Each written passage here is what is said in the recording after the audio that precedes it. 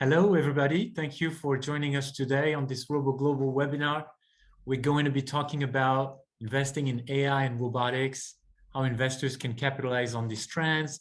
My name is Jeremy Capron. I'm the Director of Research here at ROBO Global. And we are a research and investment company that's focused on robotics, AI, and healthcare technologies. And as a lot of you know, we're the creators of research-driven portfolios that are designed to help investors capture the growth and the returns presented by this technology revolution. I'm talking to you from New York City, and I'm thrilled to be joined today by a very special guest, Professor Daniela Rus, who's the director of MIT's Computer Science and AI Lab. And she's a member of the National Academy of Engineering, the American Academy for Arts and Science. Daniela has been an advisor to ROBO Global since 2018. And for that, we're very grateful. Daniela, thank you. Welcome. Thank you. Thank you so much, Jeremy. It's such a pleasure to be here with you, even if it's virtual. I hope next time we'll be in person. Yes, certainly. We all hope that too. Now, you've been into robotics and AI for quite some time now, and love to get things started in this conversation by asking you, how did you get started? And what led you to your current role as director of Csail? Well, Jeremy, thank you for this question. I think that as with most things that we cherish in life, there's always a thread that goes to your childhood dreams. As a child, I loved thinking about superpowers and superheroes. But ultimately, I went into robotics because I was good at math. But I wanted to work on something that brought together the world of mathematics with the world of physical things. And so ultimately, I became very interested in developing the science and engineering of autonomy and how to make things move. And so by this, I really mean understanding the mathematical and biological foundations of autonomy. And I was also interested in how you take that and you turn it to engineering. You build machines that embody these foundations.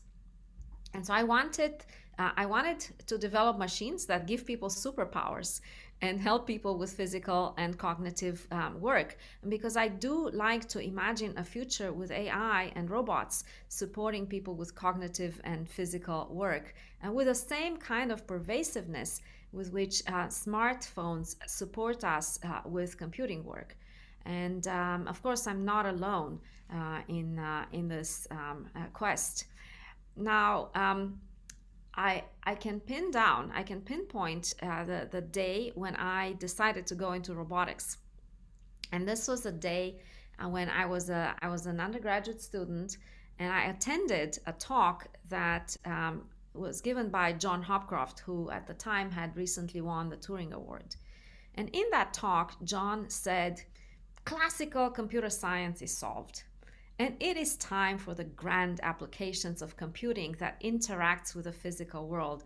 And robotics is the next big thing in computing. Now, when John said that classical computer science was solved, what he meant was that many of the graph theoretic algorithms that were posed in the 1970s had solutions.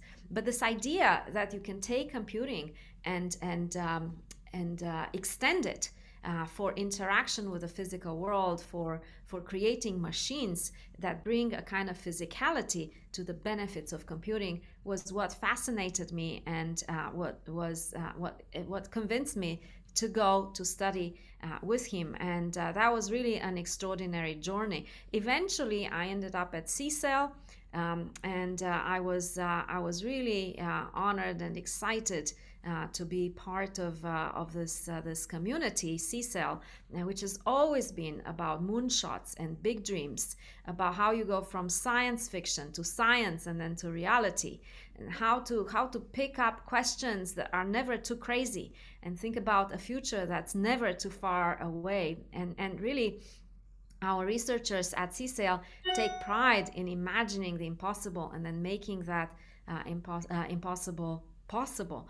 I personally feel so proud of the tradition at Csail that goes back to 1963 and 1956 when the world looked very, very differently than today.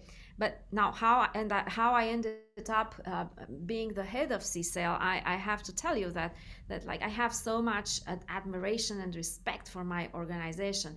In 2012, I was getting ready for a fantastic sabbatical. I was going to do a lot of things on my sabbatical, and the Csail director role opened up, and so that gave me pause. And then I interviewed for the role, and I was offered the role. And because I have so much admiration for my colleagues and for our mission to invent the future of computing and make the world better through computing, I decided to trade my great sabbatical for the opportunity to work even more closely with my brilliant colleagues at MIT, who are advancing computing and are inspiring so many applications and businesses. The mission is really to be the prophet for the future of computing, to educate the best students in the world, and to make the world better through computing. So just imagine that if Tony Stark were a student today, he would be our student. Now, how not to seize the moment and jump on that opportunity. So that's how I ended up being in my current role, and every day is very inspiring and mind bending because of all the activities around me.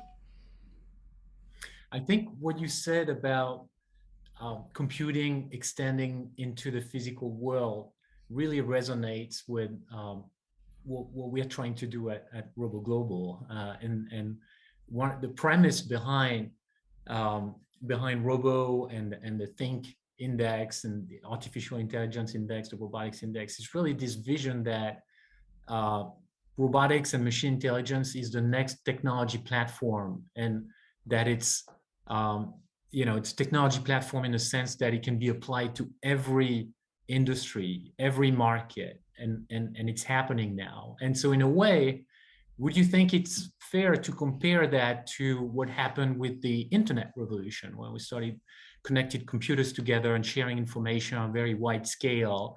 The impact on our daily lives and the economic life, of course, and all aspects of business has been tremendous. The value creation has been enormous. If you think about, you go back to 1997, and internet companies represented 0% of the S&P 500, and today, they're more than 10%. So we're talking trillions of dollars of value creation there. Do you think it's fair to compare robotics and AI to the internet in that way? Absolutely, and computing, absolutely. I mean, just think about the fact that 25 years ago, computers were reserved for experts, and computers, networking, the internet, all of that was something that computing geeks did, right? Computers were so large and expensive, and you really needed expertise in order to know what to do with them. And now computing and the internet and sharing of information is something that everyone does. We take it for granted, and all of this happened in a short 20 years. And so to me, this is an inflection point, because we live in a world that has been so changed by computation. And this raises a very interesting question. What can we do beyond computation in this world so changed by computation? What would it look with robots and AI and machine learning helping people with cognitive and physical tasks? And we have made so much advances on the hardware side of things. We have made so much advances on understanding data. We have made so much advances on algorithms. And you need all three of them because you need the body of the machine, and then you need the brain of the machine. And the brain of the machine needs data today. We are really at an inflection point in bringing autonomy, automation, AI, machine learning, intelligence to everywhere where there's need to support with physical tasks and with reasoning tasks. Now, and I want to remind everybody, you can type in your questions in the Q&A box at the bottom. We'll really be happy to to hear what you want to learn from Daniela today. So feel free to go ahead and type them in, and I'll keep a close eye on that. But Daniela, your Csail MIT is based just around Boston, the Boston area, and I think for a lot of people, when it comes to AI, you tend to think Silicon Valley is the place. But in the last decade or so, we've seen some new clusters of robotics and AI innovation emerge in the US. I think around Boston, but also around Pittsburgh. Tell us a little bit about what's happening in Boston and why those clusters have emerged. Well, Boston is a hotbed for robotics and AI startups. And the activity is extraordinary. I will tell you that a decade ago, most of our students would graduate and they would want to go into either academia to become professors or work for big tech. And I would say that today the majority of our students are interested in the entrepreneurial path, and because they can see that they are able to make a difference in the world now with what they know, and what they know is so valuable. So we have a lot of universities in the Boston area. I mean, there is MIT, there's Harvard, and there's BU, there's Northeastern, and lots of other universities. And so the source of talent is extraordinary. Now, on top of that, Massachusetts has purposefully decided to put in place programs that support, in particular, the robotics and the AI entrepreneurial ecosystem. We have created Mass Robotics. I'm on the board of directors of this organization, but the purpose of Mass Robotics is really to facilitate the starting of robotics companies. Mass Robotics offers a variety of services, practical services to startups, equipment, laboratory space, company space, plus the ecosystem that connects these companies with the VC world, with the academic world, and with the entrepreneurial world, and with the big tech world. And so through Mass Robotics, we have created an extraordinary community, and the activities have truly mushroomed. There are also many activities that are centered in AI, and well, I'm not telling you any news when I say that with data, with machine learning, so many capabilities that were not possible before are now possible. Capabilities related to predicting what has happened in the past, what is going on now, what should I do next, and these general applications are impacting quite broadly all industry sectors, and so I just feel so fortunate to be alive, to be part of the development of this field at this exciting point in time. Now, what are some of the most interesting projects that you're working on at MIT today?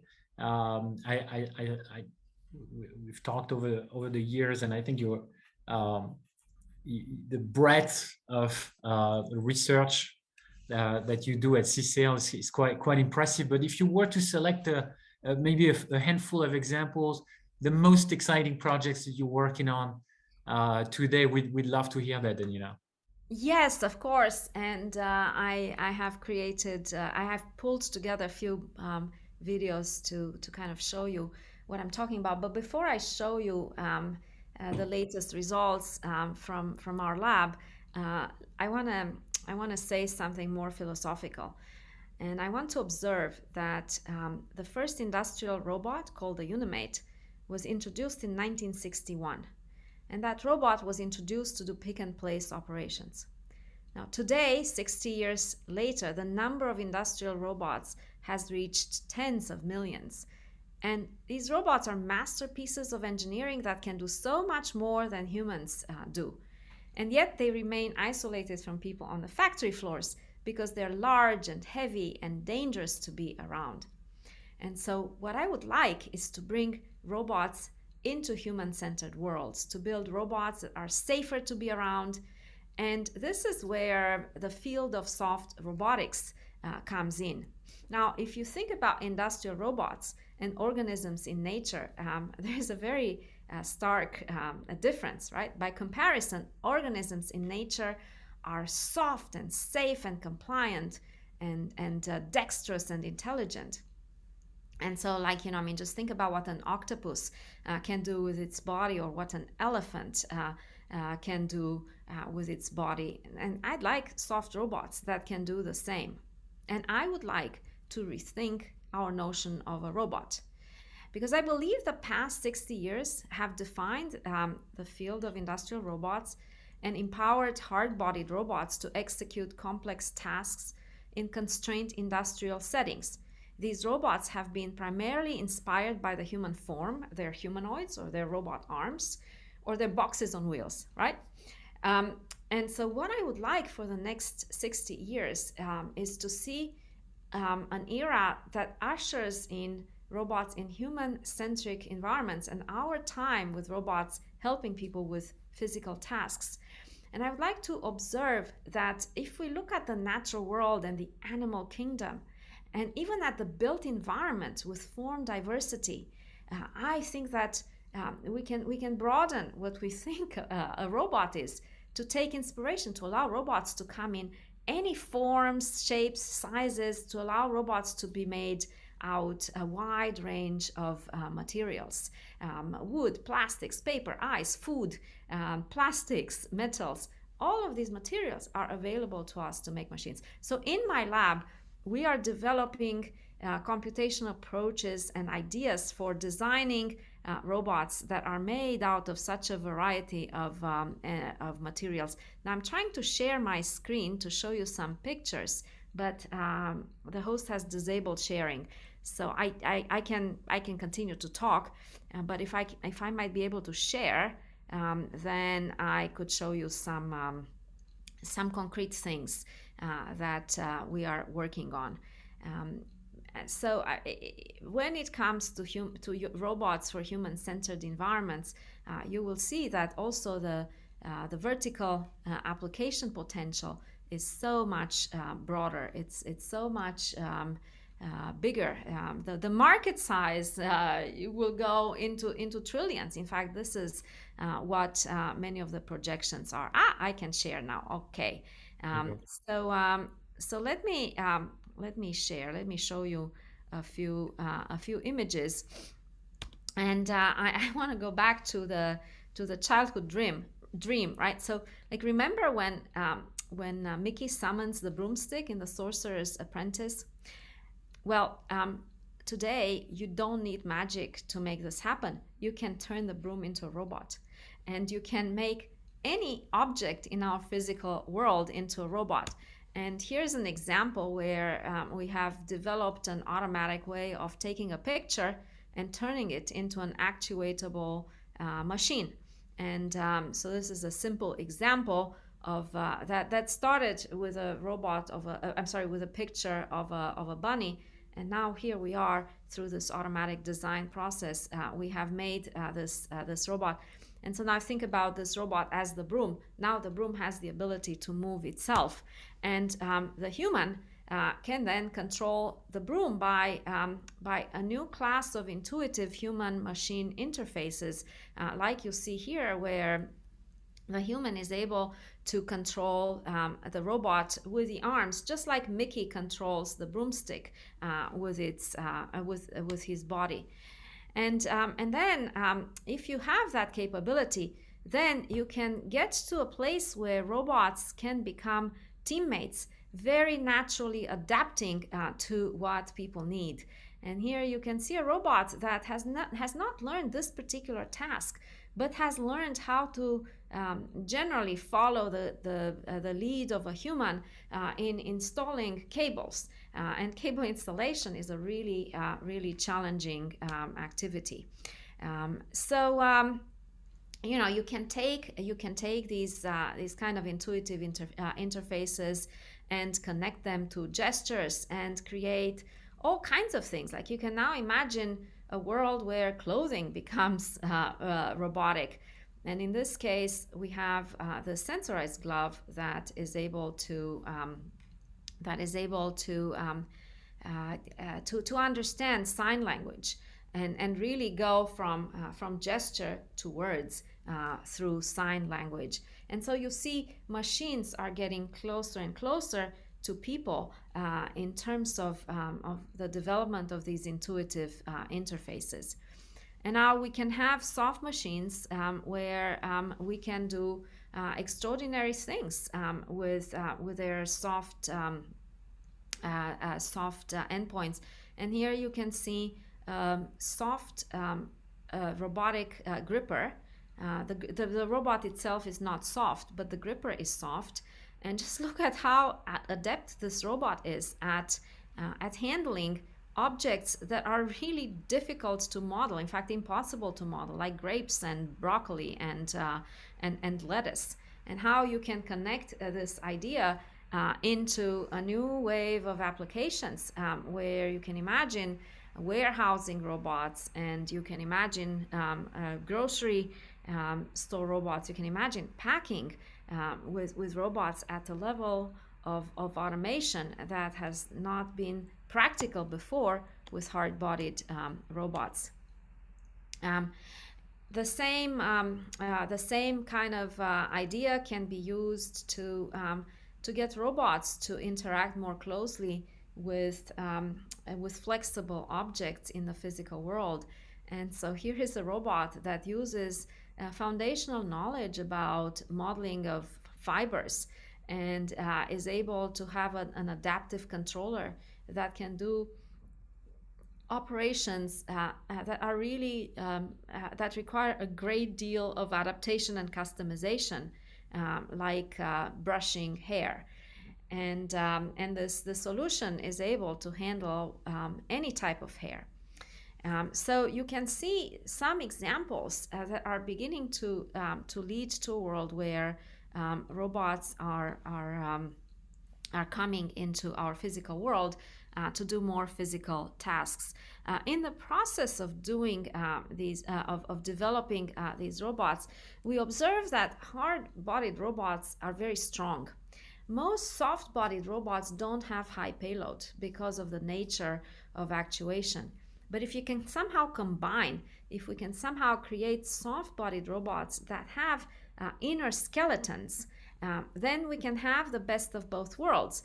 We can have this very compliant interaction with the world that allows us to pick up grapes without knowing what a model of what the grape looks like.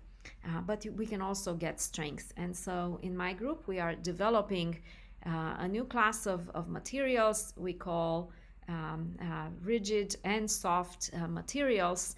And these rigid and soft materials kind of have these exoskeletons inside. We can control them very accurately, and then we can build applications that enable these robots to do delicate tasks. Like, I mean, here is a very quickly created robot hand that can do operations that are so difficult for hard-bodied traditional actuators. So we will see so much more in the space of manipulation. And actually, manipulation is an area of robotics that has not been as developed as the mobility part, because we don't have the same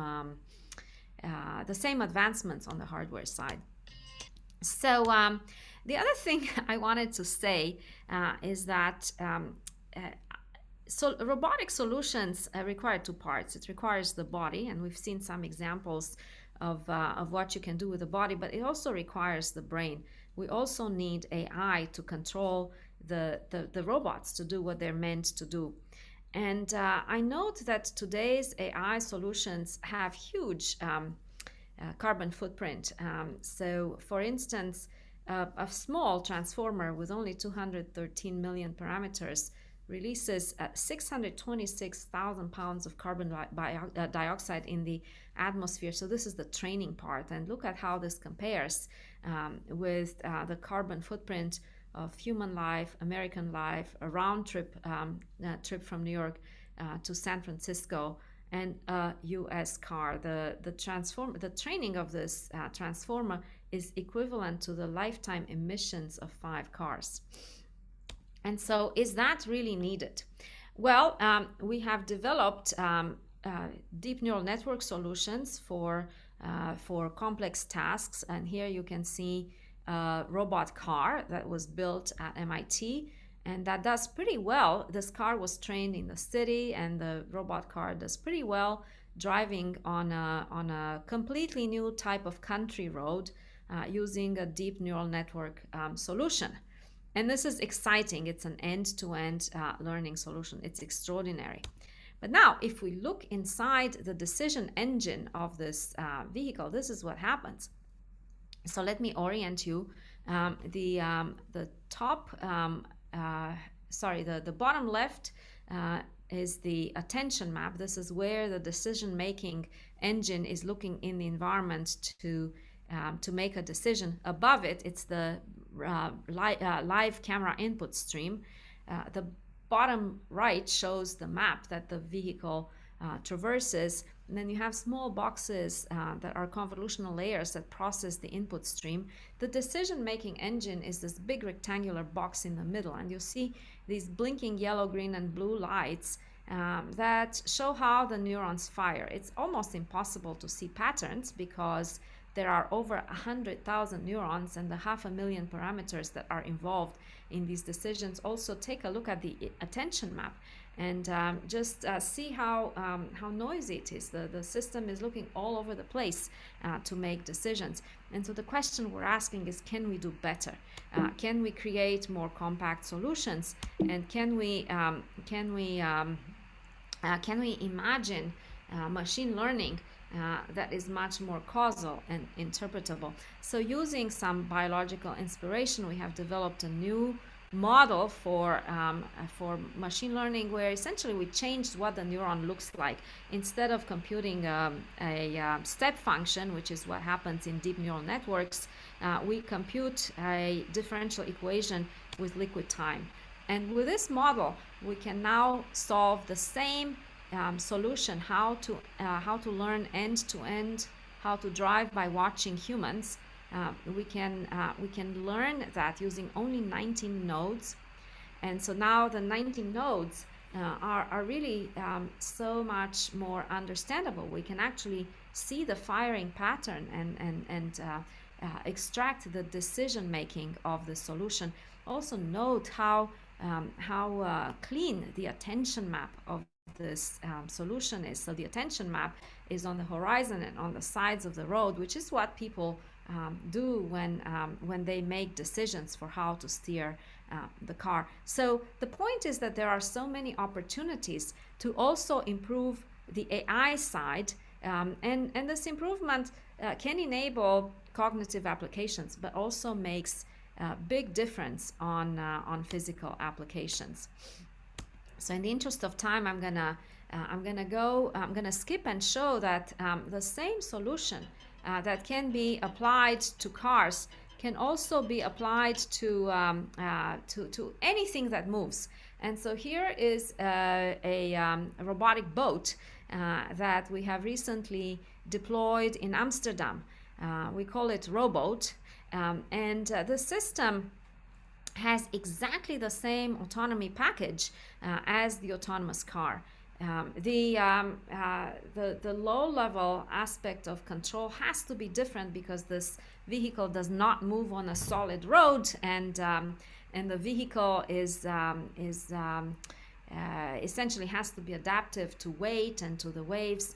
But ultimately, the high-level piece, the autonomy, is the same as the car. So with our current understanding of autonomy, we can make anything that moves into a robot. And that is really exciting. We can also expand our capabilities even for robots. And here we're showing you that the robotic solutions that traditionally only work in dry weather, and that's why everyone deploys in Texas and Arizona, can be expanded to work in weather, to work in snow and in rain, by more or less thinking about different ways of making the map of the environment. Now, most traditional solutions use maps that are built by laser scanners and cameras that look above the road. This solution uses a ground-penetrating radar that looks below the surface of the road, looks at the ground and the texture of the ground. And so with these kinds of ideas, we are really trying to push the envelope on what is achievable with a state of the art. That is fascinating. Thank you for that, Daniela. And again, I think that the breadth of the type of projects you're working on is just stunning.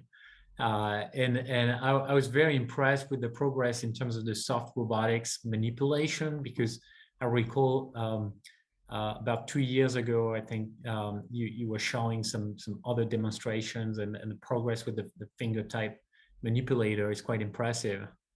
Well, but I just want to say that it's breadth, but they're all important and they're all related, because in robotics you need the body of the robot, and you need it because the robot will only be able to do what the body can do.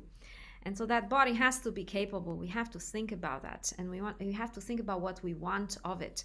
But we also need the brain, because without the brain, the body will be just a mechanism.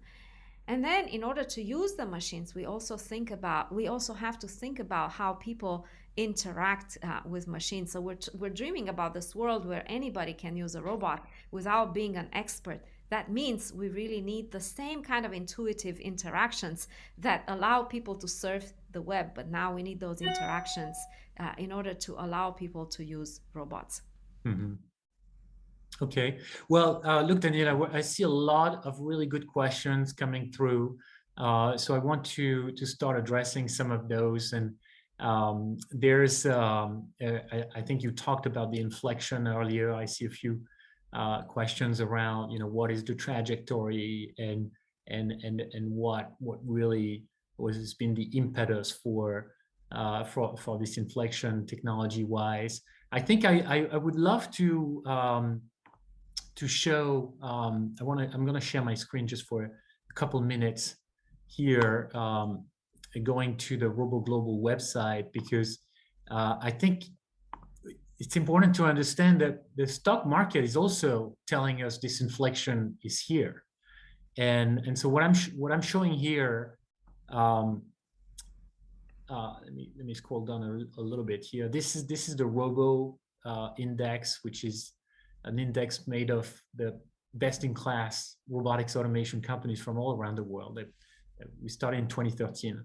And you can see the inflection just around 2016, 2017, when a lot of those companies started benefiting from very strong tailwinds in terms of adoption of their technology, and really, the scaling up. And what we've noticed is that it's happened across the board. The enabling technologies, of course, from compute to integration to actuation, and some of the componentry and hardware around autonomous systems and robots, but also certain vertical applications that have really taken on in the last few years. And so I want to go back to that, Daniela, and ask you, because the audience wants to hear from you. Of course, everybody wants to know what's the next big thing. But before I let you do that, I want to show here the way we approach it as investors.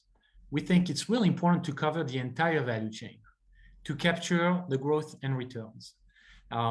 It's a much more reasonable approach than trying to put on a handful of concentrated bets on specific applications or specific technologies. And so the way we do that is that we've kind of mapped the industry across 11 different sectors that you can see here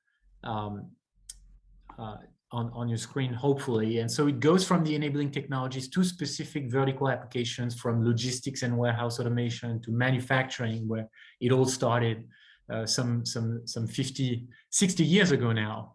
But also autonomous systems and the food and agriculture, the energy sector, consumer products, etc.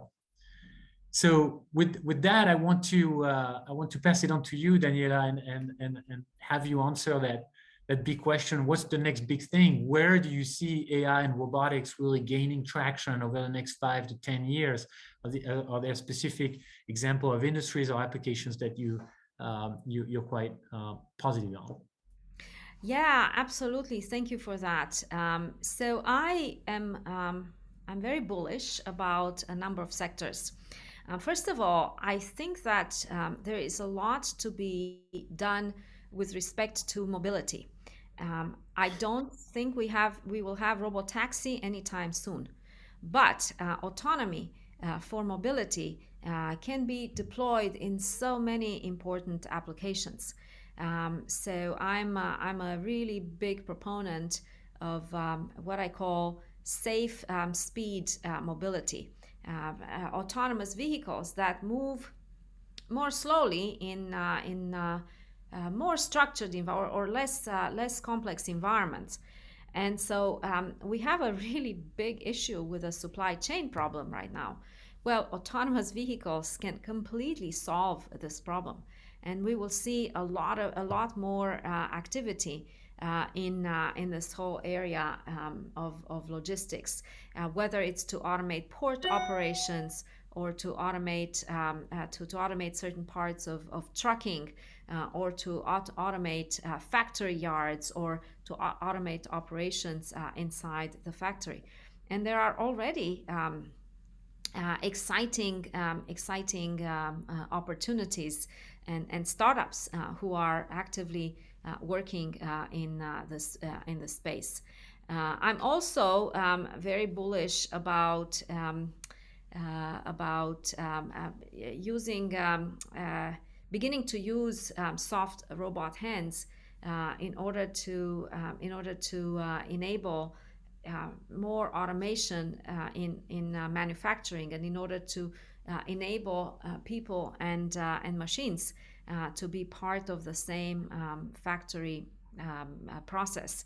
And so I'm a really a huge believer in packing with soft hands, sorting with soft hands, essentially doing manufacturing automation in less structured settings than the industrial robotics setting.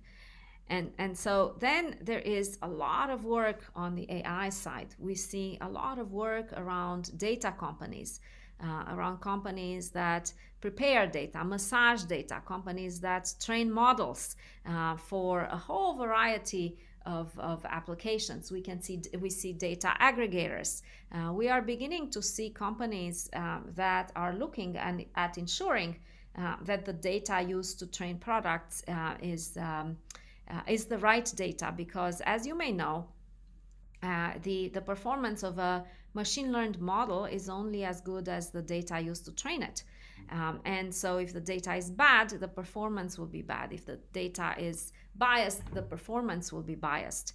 That means that we really need solutions that analyze the correlation between the data used to train the model with the uncertainty of the model.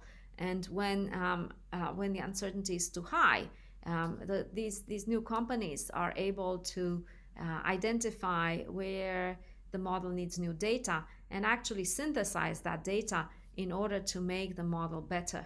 I also think that in the near future we're going to see a lot of activity on the assurance of AI systems, because at the moment the activity in that space is kind of ad hoc. Lots of active. So in summary, lots of applications where we have safe speed mobility for logistics in ports, factory yards, factory floors, shopping carts, right? I mean, hospital delivery systems. All of these are being are being enabled, and support of logistics, with division of labor between people and robots, where maybe the robots do the movement part, which is easy, and they fetch things to people who can do the manipulation part.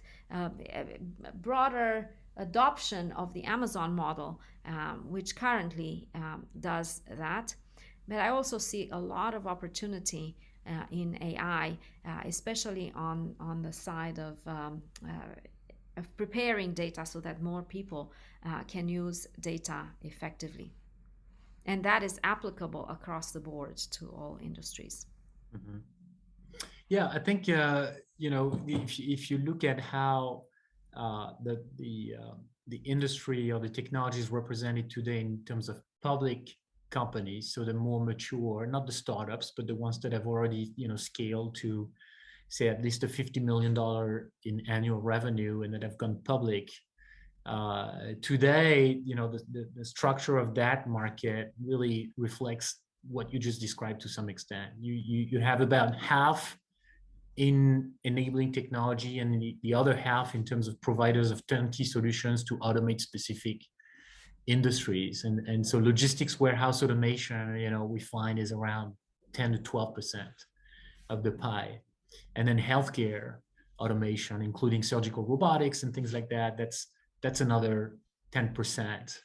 And then manufacturing still the biggest, right? Factory Yep. robotics and automotive manufacturing, electronic device assembly and things like that. Now, I see quite a few other interesting questions around the technology bottlenecks and what has been a bottleneck that has been overcome and that really maybe became a catalyst for this inflection, and then if you take a forward-looking approach, what are some of the technologies or hurdles that you'd love to see magically solved today? Well, what I would really like to see magically solved is the manipulation problem. I would really love to see robot hands that are able to have the same sensory capabilities that the human hand has, and we just don't have that. I mean, with soft robot hands, we're trying to go along that path, but we're not really there. And so I would say that with every aspect of the technology, we have seen advances that have enabled progress, but there remain challenges. And so we have seen tremendous advances on fast and reliable hardware, but we still have a long way to go from the point of view of manipulation in particular. And we have also seen fast progress on sensors, but the sensors have to be miniaturized, and the cost has to come down. And here I'm primarily referring to LiDAR sensors, or to the kind of ground penetrating radar sensor that we have used to demonstrate that it will be possible to do mobility if it snows and it rains, because with a sensor which is not dependent on visibility, we can still get a good sense of localization by looking down instead of looking up. We have So data has enabled a lot of capabilities. So it's really extraordinary, right? I mean, it's extraordinary to think about how this data-centric computation has been adopted in the recent past, and what the options there are. But there's still a lot of challenge around data. For robotics in particular, it is still hard to get the right kind of data. So how do we solve that problem? I mean, in some sense, with text data is readily available on the internet. There is a lot of imaging data that is available, but applications that need different kind of data need seamless solutions to collect that data infrastructure. Then I will tell you, I believe that we use too much data for AI engines. And so we really need to rethink the data side, because right now it just costs too much in data, in human labeling, in electricity costs to train with the methods that we have. And so looking at solutions that reduce the amount of data required and the computation required for the learning process remains a bottleneck. I mean, how many pictures of dogs or cats do you need to look at in order to recognize those objects? Well, the research community, is advancing in multiple directions. It's developing few-shot learning, where the objective is to synthesize the right features so that training is fast. It's looking at techniques based on core sets, where the idea is to select which data items are really most informative for the learning. It's looking at various other types of active learning that are able to learn online. And then the other big issue with AI that remains a bottleneck is the interpretation and the explanation of the decisions that come out, because deep neural network engines are rooted in these decades-old technologies that are enhanced by data and computation, and they need to be really large. For that reason, it's difficult to understand their inner workings. But with new efforts on the development of models and algorithms, we are beginning to see the possibility of more compact models, and we're beginning to see the possibility of human-level explanations and interpretations that can be extracted through these engines. So we've come a long way on hardware and on data and everything that is enabled by them, but we still need a long way to go, primarily in the cost of sensors, in the space of manipulators, and in the space of data computation and machine learning. Okay. There's a number of questions around superheroes and Tony Stark, whom you referred to earlier, and Elon Musk, maybe the modern day Tony Stark, and Tesla in particular, which has been, very controversial company and stock in recent years. Certainly from our perspective, a phenomenal stock, up more than 10 times in the last few years alone. And Tesla is a company we've included in our artificial intelligence portfolio, based on the view that there is some degree of technology leadership and market leadership around advanced driver assistance and some form of autonomous driving capabilities and the data collection network around the fleet of vehicles. But the questions I see are more about the Tesla bot that was recently announced, and people want to hear your thoughts on Tesla and the Tesla bot. Well, Tesla is a very visionary company, and it's really creating a catatonic shift in the industry, for sure.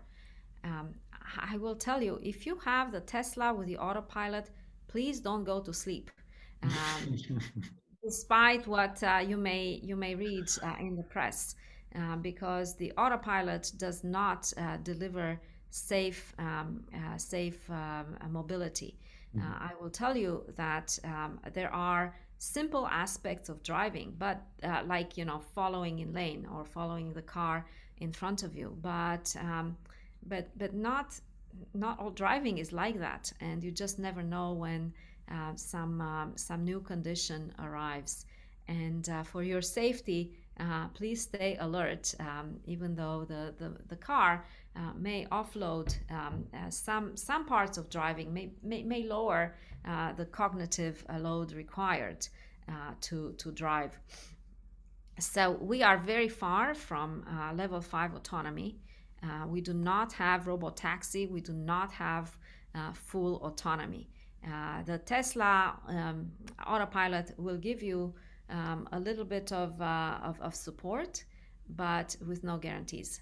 So you really have to be mentally present, which is not to say that the capability is not extraordinary. It's just to be aware of what it can and what it cannot do. And the Tesla bot project is again an audacious project with a lot of great opportunities, and I have no doubt that it will fuel a lot of activity in the space at Tesla and elsewhere. It's a project that attracts attention. It captures people's imagination. We all want more capable machines around us. Got it. Yes. I want to shift gears a little bit and ask you about the talent aspect of robotics and AI. As we all know, there's very tight labor market today in the United States and other places in the world. And that's about service jobs, manufacturing jobs. But what we hear from the leaders of the companies we invest in is that there's also a shortage of data scientists and AI and robotics talent. But what do you see from your perspective at MIT? And can you comment around the trends and what should we and those companies expect in terms of the availability of such talent going forward? Yeah, absolutely. So you might know what would it take for you to hire our Tony Stark, right? Or maybe you want to know if it's important to get the highest performers.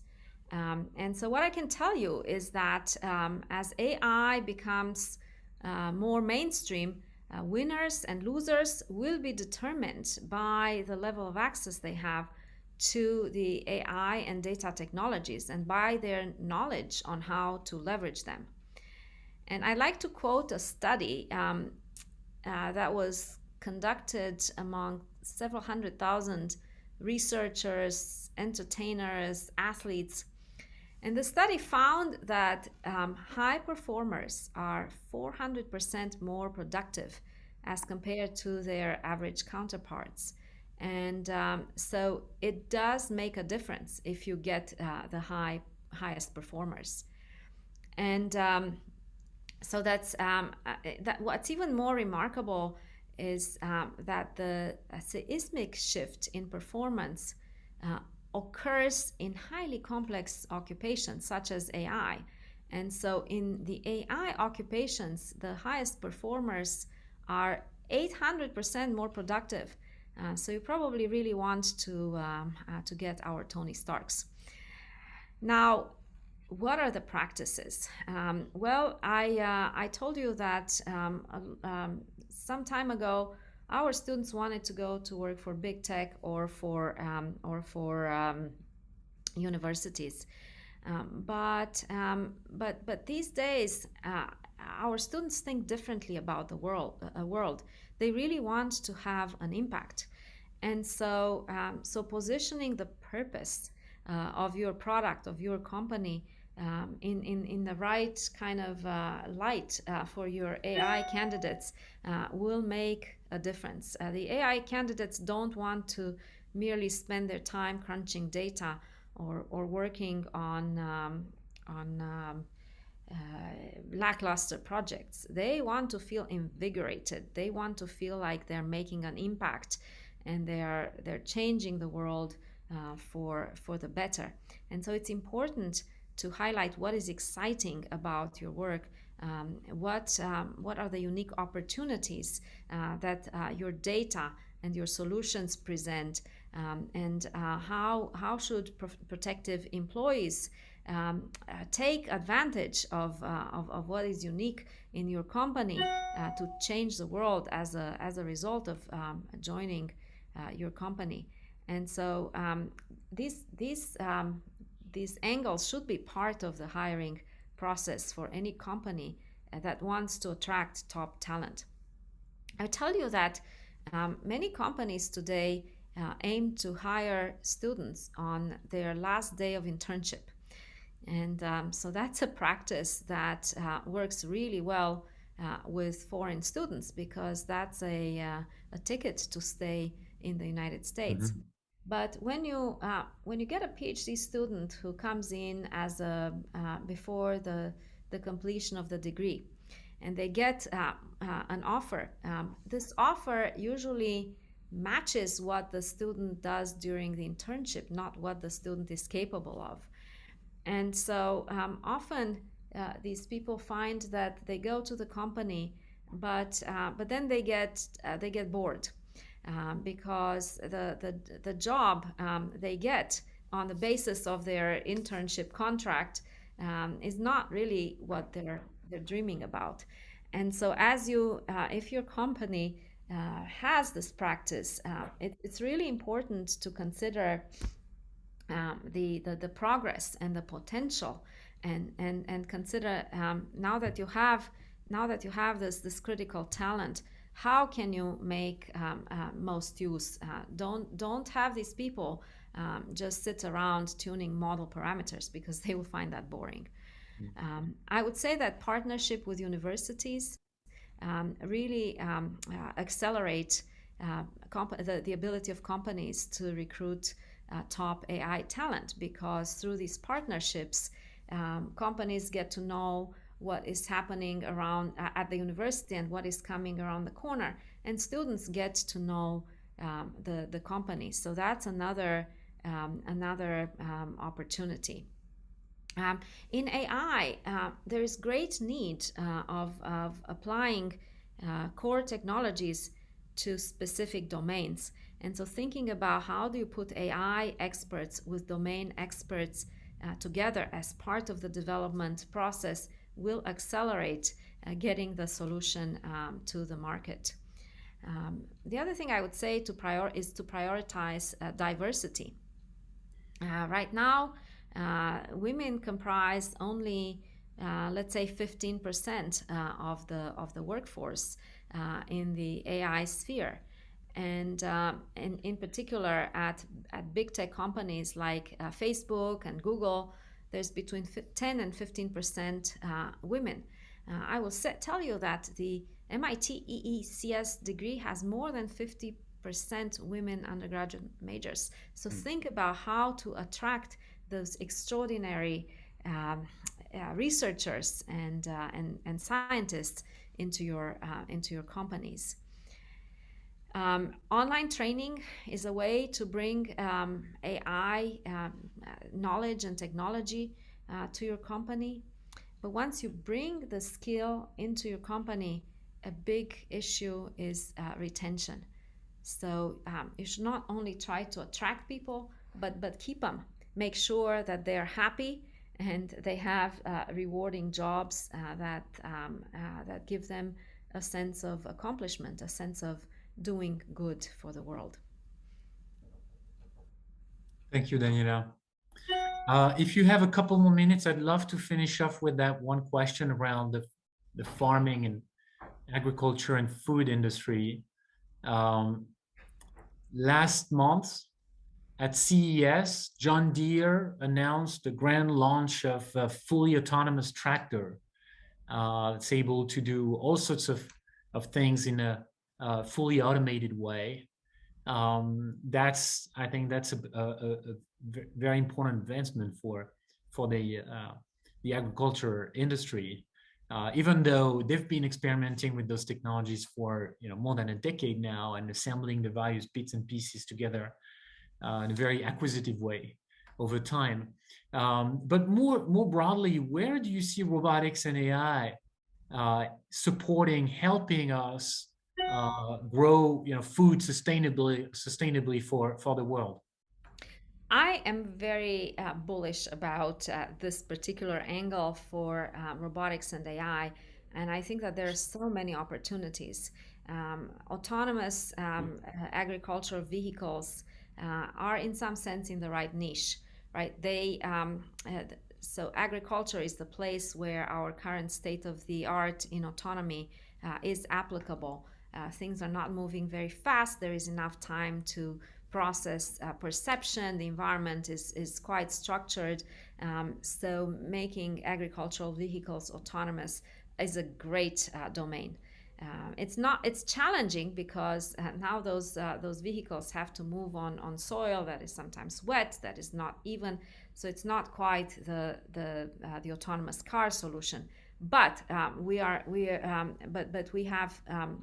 have understanding, and we have solutions like you have seen with the John Deere product. In addition to that, harvesters, bringing more intelligence in harvesting and in sorting and packaging the harvested products is also extraordinary, especially in the case of delicate produce, lettuce, grapes, strawberries. Picking these products really require delicate interaction between, and that's why humans have been so good at it. But with the most recent advances in soft robotic hands, that is a fantastic target for progress. We are going to see vertical farming. I'm really excited about growing things indoors. In fact, in my house, I have actually experimented with how do you bring the right lighting and the right spectrum to encourage growing produce inside the house. So I'm very excited about that. I'm also very excited about livestock management with the use of AI and robotic technologies. I don't know if you're aware, but about 20 years ago, I had a project to herd cattle with virtual fences. And so we developed a little hat that the cat would wear, and this hat gave us knowledge of the position of the animal in the field, and we had music and we had music and sound as a stimulus to steer the animal so that it would go where we needed it to go. With these kinds of technologies, you can keep track of the animal whereabouts. You can ensure that products are organic. Indeed, you can ensure that if an animal is ill, then the animal, then the trace of animals that had been in contact could be detected quite accurately. So we would have less waste if action and intervention has to be made. So I think that there are so many opportunities, and it's a very important area. It's an area that where the labor is lacking, right? People don't want to do those jobs, and so figuring out how to bring machines to replace or to address the shortage of workforce is super important. I get a lot of my produce and my food from a local farm in Massachusetts, and I go there once a month, and I get my box with all the packaged products. And every time I go, the owner asks me, Daniela, when are you going to make me a robot that can help automate the slaughterhouse, the smoking house, the mending of the animals? So there is a lot of need there. All right.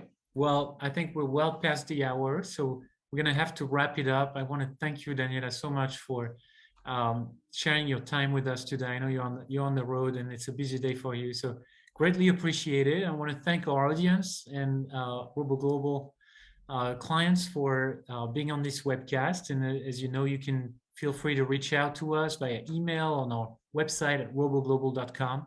And we look forward to speaking to you again soon. Thank you all, and have a great day. Thank you, Jeremy. Thank you all for joining us, and have a nice day.